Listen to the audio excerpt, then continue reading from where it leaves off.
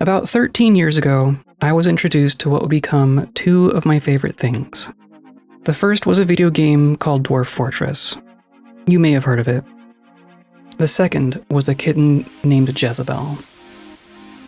These might sound like two completely separate, unrelated things, but in my mind they are inseparable.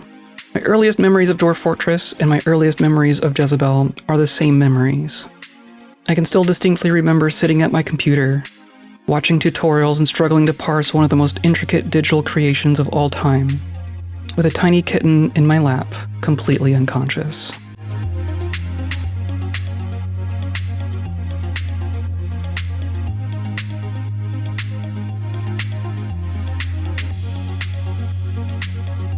This was a period of my life that was filled with change and uncertainty. I had just graduated college and moved in with a person who I would eventually marry. I was searching for jobs, wondering how I would ever start a career, adjusting to life outside the structure of school, and learning how to cohabitate with a partner. I had finally reached the real world that I heard so much about.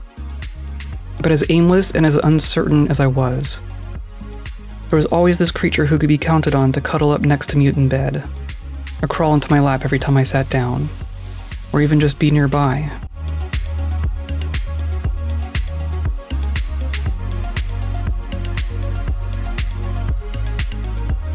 There were a couple of high-profile news stories in our area about houses with too many cats, homes that had been deemed unlivable, and the animals were brought to a local shelter. My partner already had one cat, and our roommate moved out shortly after I moved in, taking her cat with her. We had one cat at home who needed a companion, and the local shelter had a couple dozen too many that they needed to get rid of.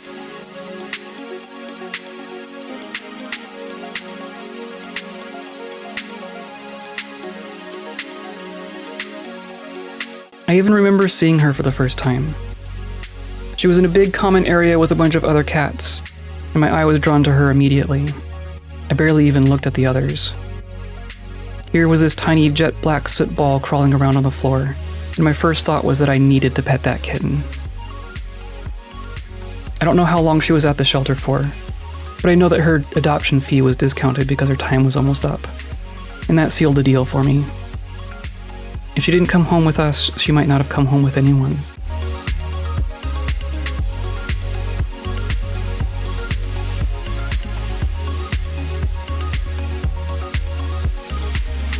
I was not prepared for the impact she would have on me. I thought we were getting a companion for our other cat.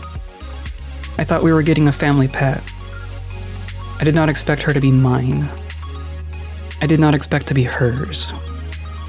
I did not expect to have the most profound non-human relationship of my entire life.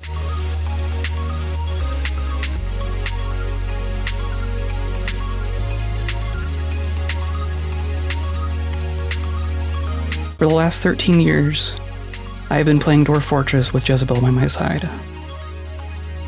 But a few months ago, for the first time, I had to play my favorite game without the companion of my favorite creature.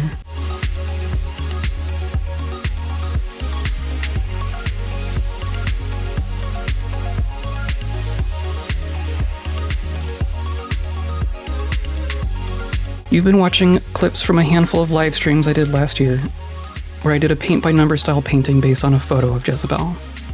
She now lives on in my heart, and in the cat cam of many of my stream recordings, and in this painting.